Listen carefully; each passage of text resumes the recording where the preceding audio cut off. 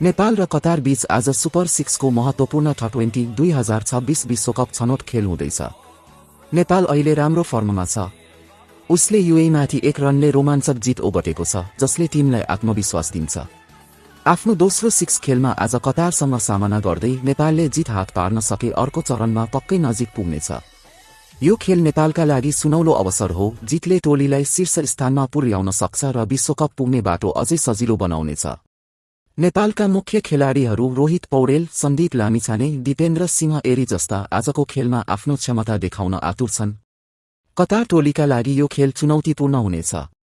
उसले यसअघि अङ्क हासिल गर्न सकेको छैन र नेपाल विरुद्ध दबाव बढी हुनेछ। तर खेलमा आश्चर्य घट्न सक्छ। कतारले आफ्नो सबै शक्ति प्रयोग गर्नेछ। नेपालका समर्थकहरू आज उत्साहित मनले खेल हेर्नेछन्। यदि नेपालले संयम र अनुशासनमा खेल खेल्यो भने आजको दिन उसका लागि गर्विलो हुनेछ।